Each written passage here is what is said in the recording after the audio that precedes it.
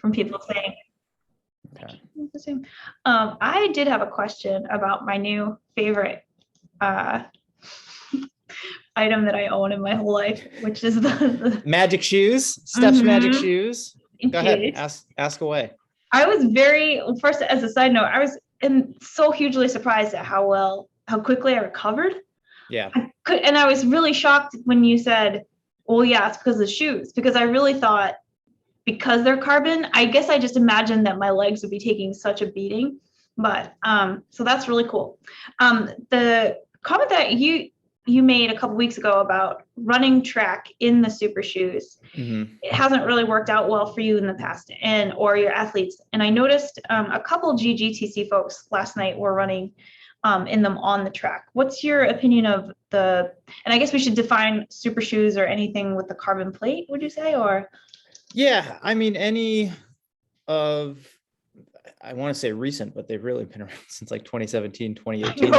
But any of the usually oversized, over cushioned racing shoes that have a combination of a carbon fiber plate and some sort of what's called a Pebax foam. Not that anyone would know that just by looking at it, but it is a different type of foam compound that most people will wear when racing marathons and half marathons, but also on down the chain to 10Ks, 5Ks, perhaps even a mile.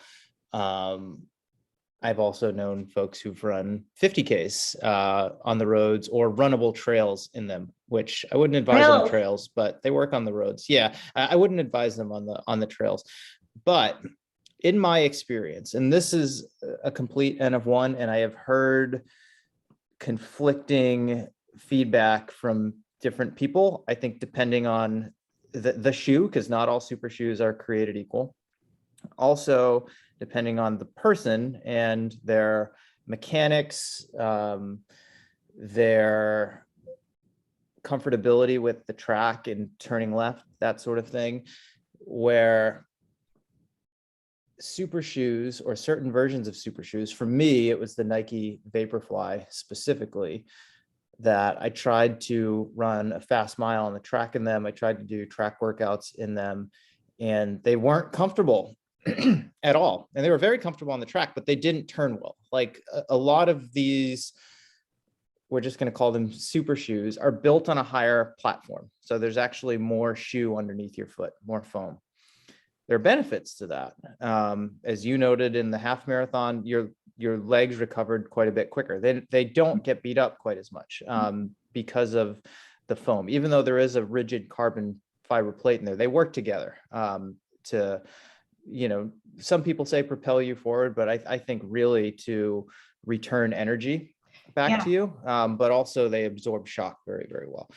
But because you're on a higher platform, and when you're running on a track, and this could also depend on the track, because not all 400-meter tracks are created equal. They're all 400 meters around, but some of them may have tighter turns. Some of them may have more gradual turns and longer, tighter turns, longer straightaways, or more gradual turns and, shorter straightaways. And if you've run on enough different tracks, you can sort of feel the difference there. But I have found that super shoes with a higher stack height on that higher platform, when you're running the turns, especially on a tighter track, they don't turn well. They're not very nimble. I mean, and I've noticed this on the roads too. Like if you run a road race where there are a lot of turns, I have found myself like really stepping off the gas heading into a turn just so that I can get around without worrying about slipping, because they don't always grip all that well. It's going to be very individual, because there are now a lot more models of those shoes. Some of them aren't as high as others. The geometry can be a bit different. How they fit on your foot could be a bit different. The track that you use them on from time to time could be different. So I'd say bottom line with those, I wouldn't advise against wearing them, but I would make sure that, especially before you do the 1 mile time trial, that you feel comfortable wearing them on the track, that you have practiced running faster speeds in those shoes on the track, so that they turn well. Specifically at Kezar, we're going to be doing this time trial. So I don't know if that's a very satisfying answer, but I mean, no, that was perfect. It's like anything else. I mean, whatever shoes you're going to wear, make sure that you have had the opportunity to get comfortable in them in that environment, so that they're the last thing you're thinking about when you line up for the time trial. But real quick, since you mentioned it for your half marathon, I mean, I think that's the biggest advantage now that these shoes have been around for commercially 4-ish years, but they've been in existence for, at least athletes have been using for like 6 or so. I mean, people obviously run very fast in them. And there is, data showing that runners are, they call it the 4%, on average, 4% more efficient. Some are going to be a little bit less than that. Some are even going to be a little bit more. People respond very differently. That is a real advantage. I think that the real, like the not talked enough about advantage is just how much better you will come out of a long race wearing those shoes on your feet. And I mean, I've run 14 marathons now, and I have worn some version of a super shoe in the last 5 of them, I would say. And I bounce back so much faster than I used to. I mean, the old advice used to be lighter is better. And you would see people racing marathons and I did this in as thin and as light a shoe as possible, because you don't want to carry extra weight, right? You can be more efficient by not carrying extra weight, but your feet just got destroyed. Your feet got killed, and you don't, like, you're not getting quite as much energy return from the road. It's not absorbing quite as much shock, and so these newer shoes, like, aside from whatever efficiency advantages you get, you're just not as beat up after wearing them. So that means, like, I still think, after a long race, you need to recover well, but you can generally get back to training quite a bit quicker, because you're not as beat up after a race, or if you wear them for certain workouts, which that's a whole nother conversation. You're not left as sore for as long as you would have been otherwise. So what you're experiencing, it's fitness. Like, the fitter you are, the better you're going to recover. But like, just in terms of like feeling beat up in your body, we've all got our angry spots, and those tend to let us know after a long race that they're not happy. I find that the super shoes really help keep those niggles at bay. I also think it can be a mistake to become too reliant on them, and people definitely do that as well. I mean, they're, for all the advantages they provide, I mean, it's like anything else, any other tool that you would use, you don't want to become overly reliant on them, but used in the right contexts, and in the right dosages, I think they can really help with recoverability in addition to performance. So yeah. Anyway, that was a long rambling, not really introduction to this 1 mile Zoom session, probably our final 1 mile Zoom session, since we just learned that the actual time trial is going to be on the 23rd and not the 30th. So anyone who is watching this, that will probably catch you a little off guard, but fear not, we haven't missed any training. We have been following the plan. We just miscounted some dates. So I did. Yeah.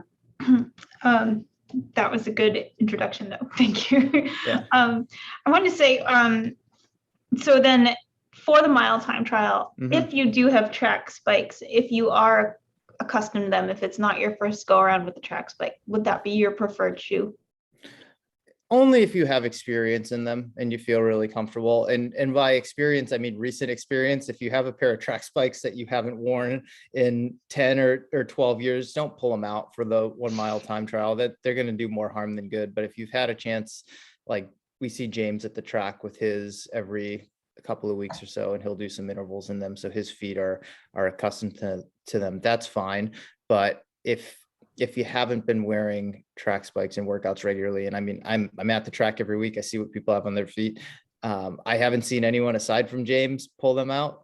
So I would probably recommend against them. If you haven't been using them for some of these key workouts, they're not going to give you that much of an advantage if you're not used to them yet. So I would just wear either your regular trainers, or if you do have a racing shoe that you are comfortable in, that is a little bit lighter, that is a little bit more nimble, that you typically wear at track for workouts. I would just keep that on your feet. So I wouldn't overthink the footwear aspect of it.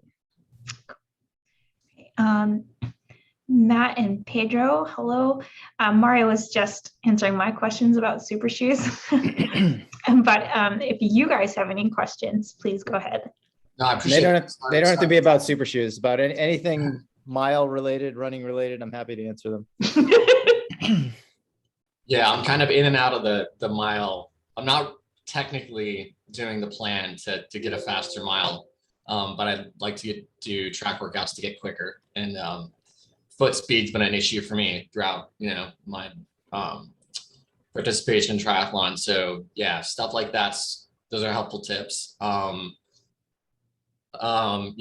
Like switching shoes and kind of experimenting with that stuff has kind of actually really helped over the years. It's got me to get off of injuries, a little bit faster in terms of some of the shoe technology that's out there. So at least I feel like, but we'll see. Cool.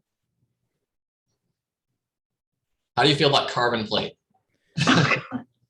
Oh, you just missed my whole opening monologue about all right. Yeah, no, okay. All right. That's okay. I can touch on the carbon plate specifically. As I was just saying to Steph, I think there are noted performance benefits to them in terms of improving efficiency. I think there are, and this is not talked about quite as much, a lot of, let's call them just recovery benefits to wearing carbon plated shoes in longer races or for some of your longer workouts. And it's not just the carbon plate. I think that gets a lot of the focus. It's really, carbon plates have been in shoes for a lot longer than the last 4 to 6 years. But what's really making the difference is the geometry of the carbon plate in a lot of shoes, and also how they interact with what is a newer foam compound. It's called a Pebax foam. So it's much more resilient. And whatever energy you're putting into the ground, you're getting it back with this type of shoe in a way that you aren't with a traditional racing flat or training shoes. And you feel that when you put them on. People say they feel super bouncy and you feel fast. That's why. But I think the other big benefit is after a long race, like a half marathon or marathon, or even some of your longer key workouts, you aren't as beat up afterward, and you can bounce back a little bit quicker. That said, and they've been around long enough now, and I've had enough athletes use them. You can fall in the trap because they feel so good. You want to wear them all the time. You're like, oh, well, they just feel so good. They're so light. They're so bouncy. I want that all the time. You can get into trouble there because they are very stiff shoes. You can't bend them, at all.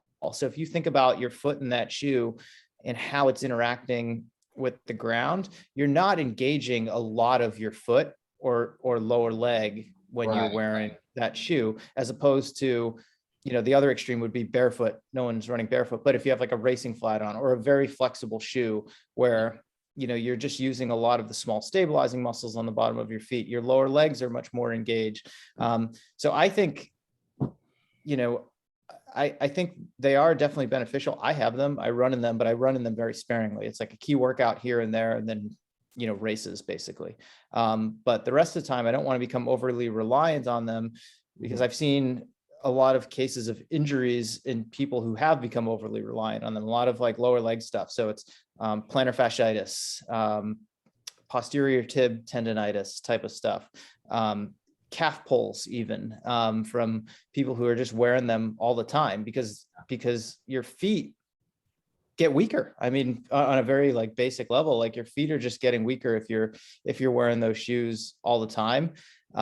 So I always encourage people hey, that's a tool in your box. Use it for very specific instances, racing for sure.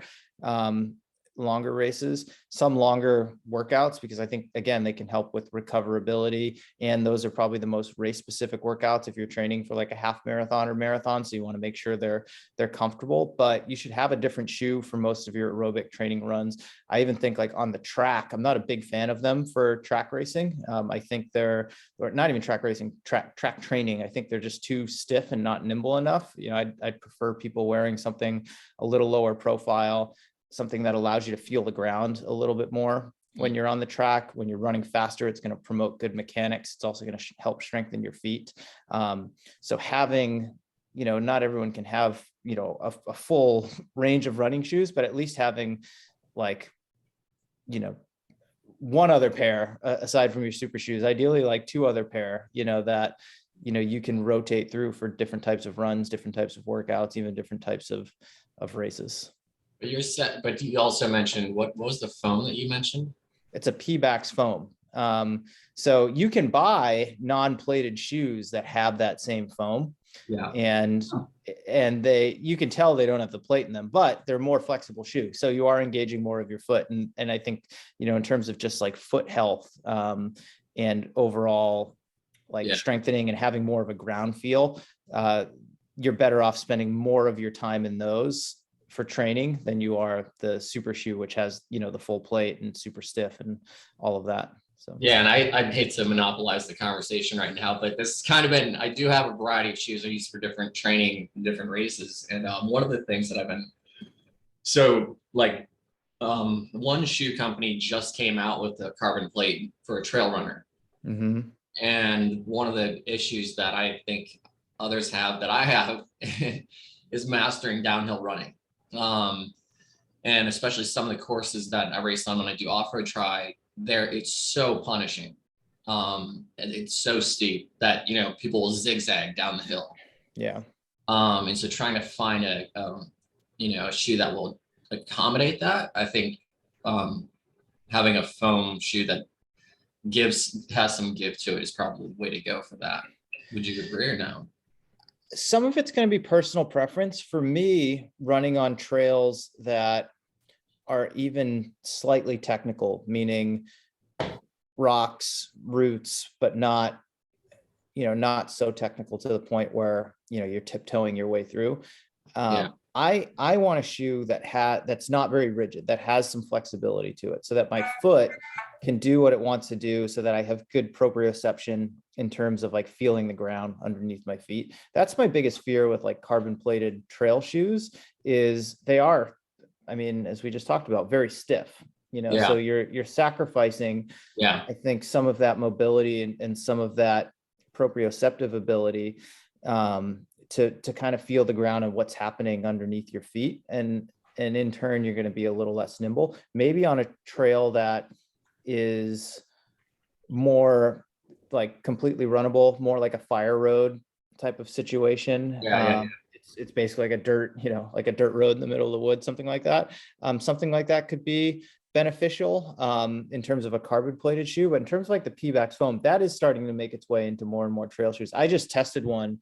I can't tell you what company, but I tested one just a couple of months ago that I sent back, and it was a Pebax foam, no carbon plate, very like lightweight upper, and they made it for just the type of trails that I was telling you, like the headlands, basically, like for the Marin headlands, or even some of the trails like north of the headlands that are, you know, very runnable, you know, for lack of a better term. But, you know, now they are putting this newer foam into the shoe. You can still feel the ground underneath your feet, but you are getting a little something back from the ground, which, you know, on a trail that's harder to do because it's generally a softer surface than, you know, most roads, unless it's like, you know, baked. So yeah, I agree. It depends on the race. Like if it's a VK, you know, that's a whole different shoe set too. I don't know if you're familiar with vertical kilometer racing. That's a thing. That's super fun. I'm gonna ask one last question, and then you guys can talk. Because James and I were arguing back and forth about this. Do not argue. Do not argue at track. It kind of is a biking issue too, but I've always been kind of the Prefontaine thinker that like the lighter shoe is the better shoe. Mhm. because it enhances foot speed. And he said, no, it's all about the P-backs. We were just talking about this before you came on. Sorry, so- I'm like, now. No, That's all right. it's so funny. It's just exactly what, that's why I was laughing. I was like, okay, yep, and then this, but So- it's interesting response. And I like that you brought up Prefontaine. Very Yeah, fun. no, it's worth talking about. And for anyone who's just tuning into this, watching the recording, this isn't specific to the mile, so don't freak out, but we're just geeking out on shoes here. But Yeah. I mean, talking about racing shoes. So I've raced a bunch of marathons, and the early ones that I ran 2007, 8, 9, 10, 11, 12, basically up to like 16, 17. I mean, that was kind of the prevailing thought, was Right. lighter is better. You want a light racing shoe. And there weren't really different racing shoes, and I'm talking about the roads, for shorter road races like 5K, 10K, and the marathon. It was kind of all the same. They were all very like thin soled, Yeah. all lightweight. that. Yeah. Lighter is better because you're carrying less weight, so you can be more efficient. The trade-off there is when you get into a long race and you're an hour and a half in, 2 hours in, 2.5 hours in, you're tired, things start to fatigue and break down. You're not getting any help there from the shoe. And I don't care how light the shoe is, if your legs are wrecked, you're not going to be able to turn your legs over I at made all. that mistake in a marathon and paid for it dearly in the last Yeah. 2 miles and the next day. So Yeah. I agree. Yeah, but now with these new like super shoes, carbon plate, P-backs foam, they're, I mean, honestly, not any heavier than what my old racing flats used to be. I mean, this foam compound is so light. The uppers are so light now. Yeah, I it's mean, pretty they're still like 7-8 ounce shoes, but you have much more foam underneath your foot. I mean, we're talking like 20 millimeters more foam in a lot of cases from what these shoes used to have. And that obviously adds a lot more protection. And because of that protection, you get hour and a half, 2 hours, 2.5 hours in, you haven't fatigued like your foot muscles, your lower leg muscles.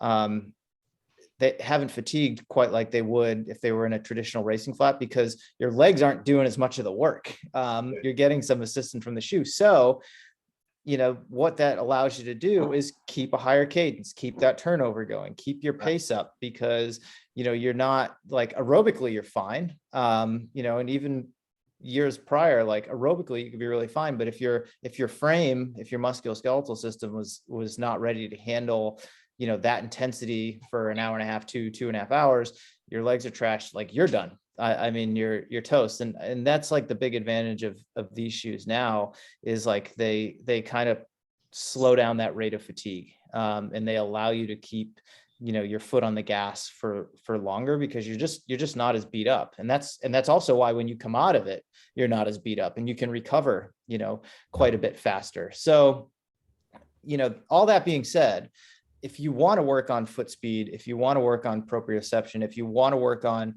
improving your like ground contact time, so actually having your foot spend less time when it's interacting with the ground, the best way to do that, and I'll fight James on this for you, is to wear like a lighter weight shoe in training. And that's for doing things like drills, for doing like barefoot strides, for doing like very concentrated form work.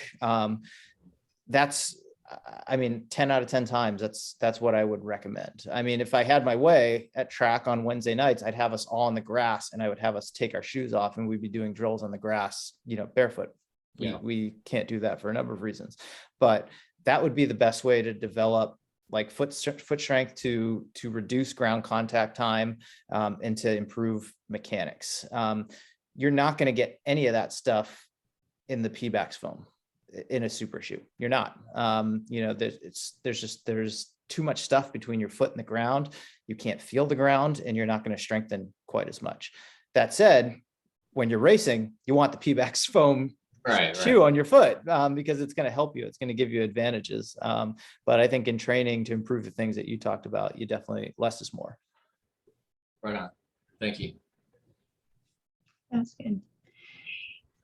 So then for the shoes, Terrence, thank you for posting. So the ones that are listed there, so the P-backs foam but non-plated, would you suggest saving those for your, similar to when the ones that do have the carbon plate, saving them for race day, saving them for longer training runs where you want to recover quickly? Well, the ones that are non-carbon plated, you could certainly race in them, but they're built to be a bit more. I mean, that's the other thing about the carbon plated shoes. They, you know, they also have like a very thin carbon rubber outsole on them to reduce weight, but it doesn't last very long. So I mean, the shelf life of those shoes for what you pay for them is not very long at all.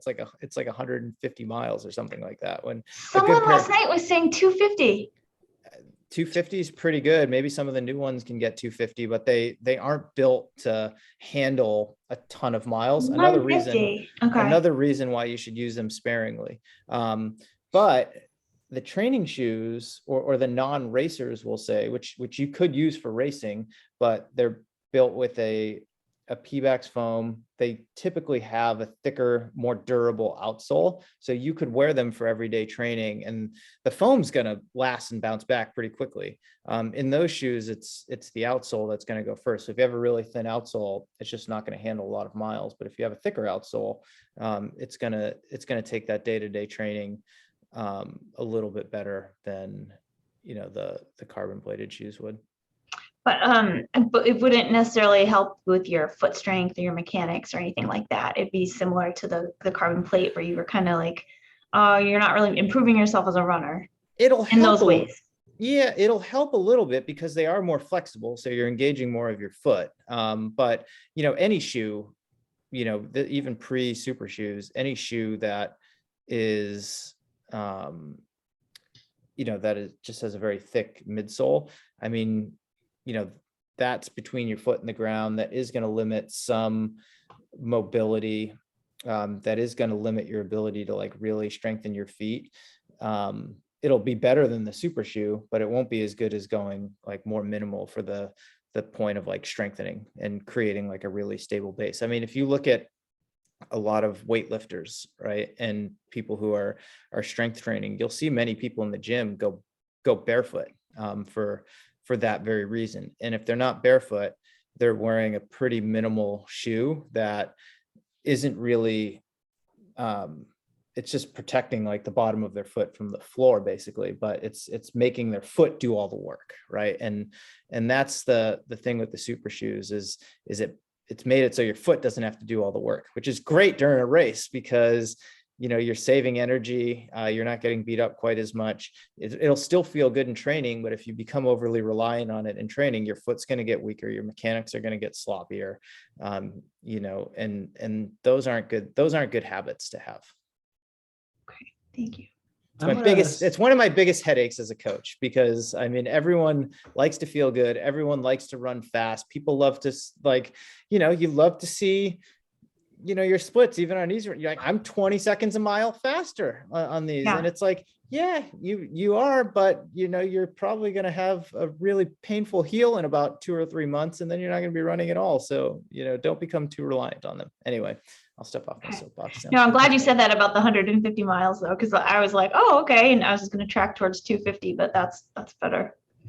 They're worth every red cent. It's fine. Well, like any shoe, I always say like track the mileage on them so you know, and then especially if you wear the same shoe repeatedly, you're like, okay, I know I get 300 out of the shoe. I know I get 500 out of this shoe.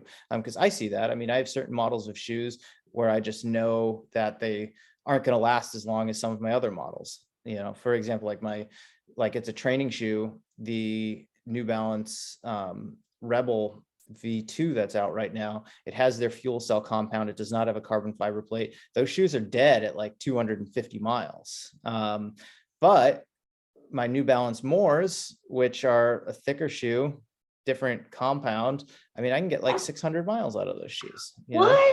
But I track them and I know that, but I also pay attention to how they feel on my foot. And I would do the same thing with your carbon plated shoes. Like, you know, right now they're new. So remember how they felt when they were new. They're bouncy, they're fast, they're responsive. When shoes go dead, like you can feel it. You know, that foam isn't bouncing back quite as well as it used to. Even the Pebax foam, like eventually it will get to the point where it's just not returning energy quite as well. That outsole is going to wear down, so it's not gripping the ground quite as well as it used to. And you can see it because it's so thin. Once you really peel through it, like you're on the foam and you're like, well, that's not good. So you keep an eye on them in that way too. So I think it's just, just worth keeping an eye on, but also tracking. I'm going to steer this conversation away from shoes for a little bit. Yeah, I know we've been going on shoes for a while. Go ahead, Terrence. So for this mile program, and honestly for any kind of race type of situation, this your program specifically says, go do things at your goal pace. Mm-hmm. How does one actually determine what your goal pace should be? Because we set our benchmark, and hopefully we should be faster after 8 weeks. But I mean, I picked a number and I'm trying to hit those paces during the workouts, but I don't know, is that the number I'm supposed to pick? You know what I mean? Yeah. I mean, the truth is there's not an exact science to it. So, I mean, we set that benchmark. So you knew like, okay, at the beginning of this program, I'm just going to use an easy number, 7-minute mile shape, right? So you're like, okay, my current 1 mile fitness is 7 minutes per mile. So if I'm doing workouts at date pace, like, so at the pace of your current level of fitness, you would be doing 400s in 145, or you would be doing 800s in 330, 200s and 52, that sort of thing. Obviously we want to get faster over the course of 8 weeks. And, some people, and this is where it's going to depend on the individual, their experience level, their training history, all that sort of stuff. Some people might improve 8 seconds over the course of 8 weeks. And that's a huge jump. Whereas some other people might improve like 30 seconds or more. I mean, we saw it all across the board when we did this last year, and there are various reasons for that. But I think for you, it's like, okay, accepting where you are in that first week and being like, okay, I ran a 7-minute mile. If you're new to it, you're like, maybe I can run 6:30. Like, let me see if I can try to run 6:30. So then when we get into these workouts, as we have these last few weeks, and that's sort of the goal you have in your head, we try running some of those intervals at that pace. Like, you try running them at 6:30. And if you're trying to run them at 6:30 and they just feel completely unsustainable, you'd be like, all right, I tried that. It wasn't sustainable. I think I'm aiming too high for right now. I need to dial it back, and you settle to like 6:45, and then you find like, okay, I can do these intervals at 6:45 pace. I'm going to keep doing that. Well, if you started at 7 and you're consistently doing work at 6:45, you're going to improve. And it doesn't mean that you are automatically relegating yourself to 6:45 for that second time trial. That's why we do the time trial, to find out. And I think when you're in that environment and you're around other people and you're pushing each other and you've got adrenaline going, you may find that you have like a little bit more than that. But it is like, there is a lot of trial and error involved, especially if you, with something like the mile, if you've never trained for it, you don't have much experience running that sort of thing. So you really don't know. Sometimes you got to go and like just bomb a workout and be like, yep, that was a little aggressive, that was too much, and then adjust appropriately for the next one and kind of find, like I say every week, like kind of find that groove for you that's sustainable right now. And then, with each week or maybe every couple of weeks, as we do, like we've done 300s a couple times now, or 200s, be like, oh, okay, I'm like a second or two faster, so I'm improving. But really, like, it is a trial and error type of system, and how much everyone improves. Like for some people, a 5 to 8 second improvement, I say 8 because it's like, that's 1 second a week. That's huge. I know for me, like speaking personally, if I improve 6 seconds, I'm going to be thrilled. Like that would be a huge jump for me over 8 weeks. But someone else, they might improve like 30 to 40. It just means like their starting point was different. They responded to training a bit differently. They weren't as, maybe they weren't, quite as, I think it's just like, you gotta just kind of feel it out and try and be okay with failing, but also just be like confident enough to like make an adjustment, be like, all right, that was like too much. Or on the other side, realizing like, okay, I'm running these intervals and like, it feels real easy, maybe I'm aiming too low, and then you aim a little bit higher, and do that. But I don't know if that answered your question. No, it's very iterative, and you just got to figure out. Yeah, iterative's a very, like, it's a good word. I think a good word to use for something like this. I asked too, the last workout we did last night. Numbers. What's that? Last night? Yeah. Okay. Was everyone's, the numbers that people had, were they all off? Did they look slower using that track on the upper level? Um, Because mine were all out of whack. My coach was like, what the hell was going on yesterday? yeah, well, so a couple things. I had to change the workout once we got there from a distance-based workout. We were going to go on the track and do 300s, 800s, and then 300s again. And we couldn't do that. So I changed everything to minutes since we didn't, like, up top is not measured quite as precisely as the track. Yeah, that makes sense. Because I was And doing then 400s, and so I don't think it was really catching that. yeah, and then the other part of that too is this goes for the track, and I have no reason to believe it wouldn't also be the case on that upper loop that we used last night, but the GPS is wildly off Yeah, yeah. when doing that. I mean, I just know, as someone who, who basically trained my entire life without a GPS watch until like 8 years ago. And then I go, like, it's funny, like I see it on Strava, right? I go to the track, I know it's 400 meters. I know that if I want to run 400 meters in, 75 seconds, I have like my lap set manually. I can see that. I'm like, okay, I hit 75 seconds. I know that that's 5-minute mile pace for me. And then I'll go look on Strava and it'll have that interval. But the GPS, like the satellite time, says you were Yeah. running like 4:44 pace. I'm like, no, 75 seconds is 5-minute pace. Like that's a 400-meter loop. Like I know that it's right. But GPS watches and ovals don't play very, very well. Okay, good to know. Yeah. So yeah, I wouldn't, Yeah. based on last night's workout, I wouldn't question your fitness. I'd more just kind of question your, your watch, but, and then also the surface too is going to be a bit different. The track is faster than the pavement. So, Yeah, that little uphill, the dips, and then dodging people slows you down a little bit. So, yep. Yep. And it's not, and also too, from a proprioception standpoint, it's not as well lit up there as when we're on the track, but oh, that's weird. I didn't think about that.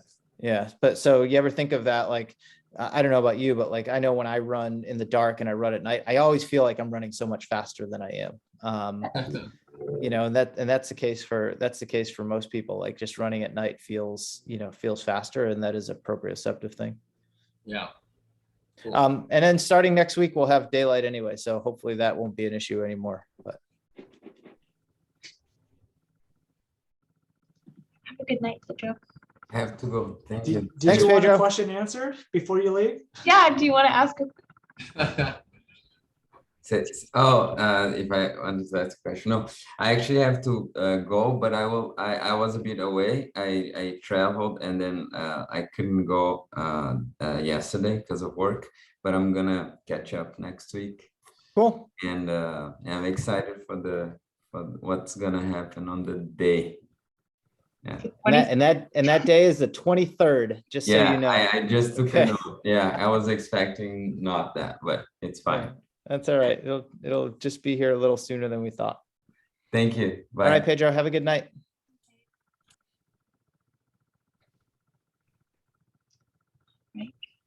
Now what? Do you guys have any more questions? So I will say that part of the reason why this program intrigued me is something, Mario, you said during the first meeting, which is, even if mile is not really your focus, if you get faster at the mile, you'll just be faster at everything else. Yeah.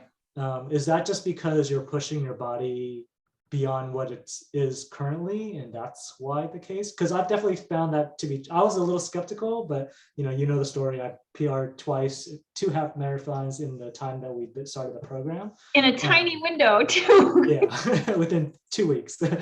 Yeah. But yeah, so I just wanted to get your thoughts of why is that the case where you improve your mile, it just somehow benefits everything. Yeah. So, I mean, most non-professional adult endurance athletes never run that fast ever. And quite honestly, there's never really good reason to. Some people might train for the track, but that's a tiny percentage of the population. And the only time you'll ever touch these type of speeds might be when you're doing some strides. So in very, very, small doses. So you're never really going faster than let's just call it like a VO2 max type of intensity. And even those types of workouts, like you're doing very sparingly, and you can only do them very, very sparingly. So here, we're actually going like beyond VO2 max more frequently than you ever would. So for a lot of people, and I'm not going to take all the credit for you. I think, the most important thing is just training consistently, and you're going to also improve as well. But you're hitting intensities that like you've never really spent any time at. So it's a new stimulus for your body, and it's a stress, and your body's going to respond accordingly. It's like, okay, I've got to be able to handle like these types of repeated bouts of stress, and it adapts, and you get faster, but you also just get more efficient, right? So if you're running, you're running mile pace. So this is a pace that you can hold for, I don't know what you ran for your first mile, but it's for like, I'm going to assume like less than 10 minutes, like 6 minutes, 7 minutes, 8 minutes, something in that range. Like you kind of maxed out there. All of a sudden, like the pace that you would average for like a 5K, you go to run that in intervals. Now that used to be like the top end of your speed range, like the fast end of your speed range. And now it's not.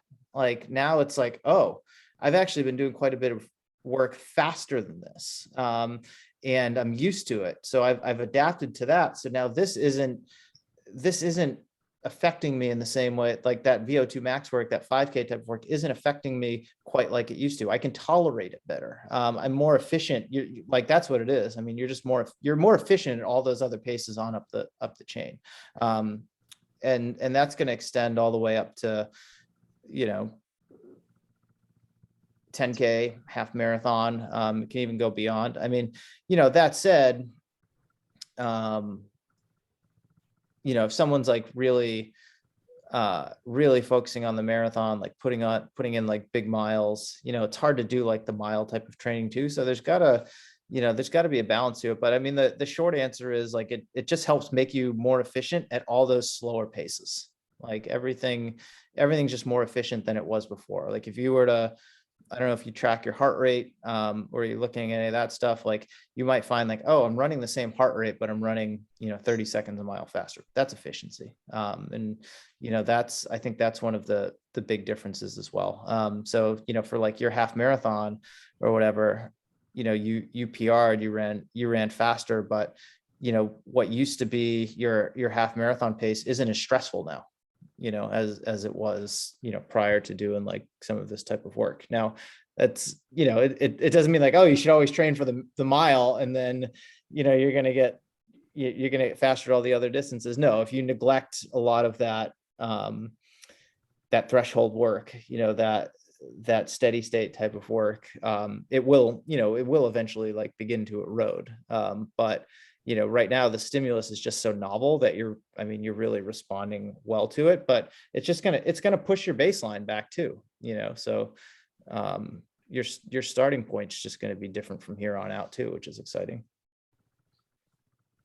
Yeah, I always find it interesting at having trained at different lengths, the similarities between like half Ironman and Olympic length distance, Xterra stuff that's different in length. And I always find it funny that I don't see a big focus on like, so when an event comes up, it's like the SF half, but there's a 10K and a 5K that are available. If you're training Olympic distance, why isn't everyone doing the 10K?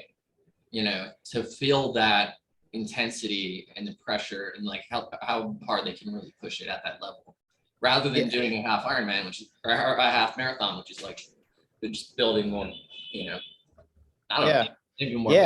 Sure. Yeah, it's a good question. I mean, and different approaches can work. I mean, I used to train with a guy named Jared Shoemaker, who made the first U.S. Olympic triathlon team in 2008.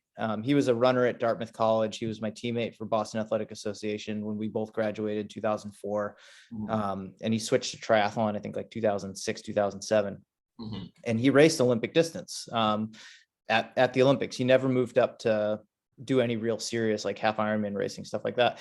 One race that he did every year was the Carlsbad 5,000, 5K on the roads. It was shorter than the 10K he'd run at the end of the Olympic distance. And he would do it fresh. And I remember someone asked him once, like, why would you do that? And he's like, because it hurts so much more than when I run 10K off the bike. So he's like, I taught myself like how to do that. And I've looked at the training of like the Brownlee brothers from the UK. And, they would race triathlon basically from, May, June, July, like through the summer, more or less. That was kind of the key racing season. Well, in April, they would go and race like 10K on the track, just like flat out, and they would run, much faster than they would off the bike. But it was, they would kind of race that, or they'd even race some 5,000s to really just like, one, learn how to hurt, but also just like work on their speed and efficiency. And I think there's a big advantage to that. Like kind of racing, like I would call that like, then you're racing up, right? And in pure running, since I don't coach triathletes, but the half marathon is probably the most popular racing distance, I would say. And like 90, I'd have to look at like all the athletes I've coached over the last like 17 years. But if I looked at when their half marathon PRs came, very rarely is it when we're moving down from the marathon, like meaning like they're training for a marathon, like Boston or New York or San Francisco or whatever. Like that's the focus race, is like we're training for this marathon, and then they'll race typically they'll race a half marathon, 3 or 4 weeks out.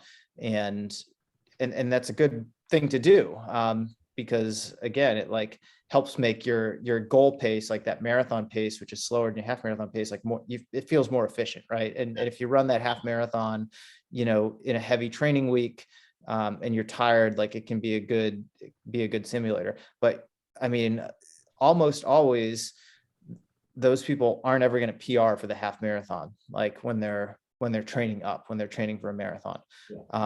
I've trained people for 10Ks, like 5K, 10K, they still run good volume. We move up to the half marathon because they run pretty solid volume. A lot of their long runs are higher. We've done long tempo runs anyway, but we've focused a bit more on the speed. That's when they PR, is when they're moving up. And it's just because they're, like Terrence was saying in his case, they're so damn efficient. They're so damn efficient, because in the marathon, like occasionally we'll do like marathon training. Occasionally we'll do workouts that are like shorter reps, like 5K type of intensity, but it's rare. We don't do that very often. It's mostly threshold stuff, tempo runs, and steady states, like kind of higher end aerobic stuff. But when you're training for like 10K, your primary stressor is going to be like kind of those VO2 max, like CV type of workouts, and your supplementary workouts are going to be like those threshold workouts, so steady states. You're not doing them quite as often, so you're keeping some aerobic strength in the program, but you're really focusing on developing that higher end. So you start running half marathon pace, and like it feels really good, like you're just so efficient, like doing that kind of stuff, and you're much sharper going into it, and you can hold a faster pace for longer. So it's just an interesting interplay between like speed and strength. So cool. None of this is specific to the mile, but I love talking about it. So yeah, sorry to carry the conversation toward away from the mile or the topic, but that's been helpful. It's all relatable. But I gotta hop off. So good chatting with you guys. I'm glad I joined, and yeah, I'll see you later. Thanks, Matt. We'll see you next week. All right, take care.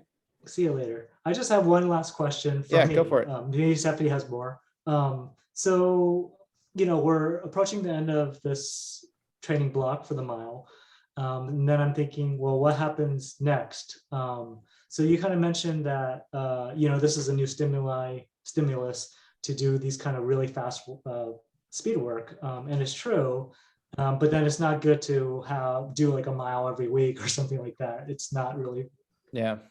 So is it, should, like when we do our normal long runs after this, should we sprinkle in some really fast stuff that's like beyond our threshold every now and then? Yeah, that's a good question. I would. I just wouldn't do it as frequently as we're doing it now. So like right now, we are like in the thick of this mile program. So we did a a fast workout last night where we started off at mile intensity. We sprinkled some strength stuff in the middle, and then we hit some mile stuff again while we were good and tired at the end of the workout. And then, looking at this weekend, what is on the schedule, similar type of thing. Like it's mostly like tempo run, like very aerobic strength based, but then we're going to finish with, almost a mile's worth of like mile pace running broken into intervals so that we can actually, do it. So we've hit like 2 of those type of workouts in the same week. I think when, you start shifting your focus elsewhere, more toward triathlon or longer road races that, and you're not, training to run a faster mile, I'd still keep some type of mile-ish workout in the rotation, like once every 10 to 14 days. Like, and it can even be like something like we're doing this weekend where it's like a tempo run and then some like mile pace reps at the end. Like, that tempo run is going to be really beneficial if you're training for a half marathon.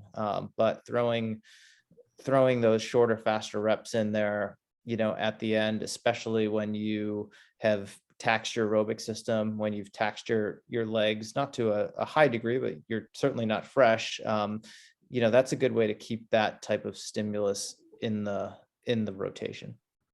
Cool. Thank you.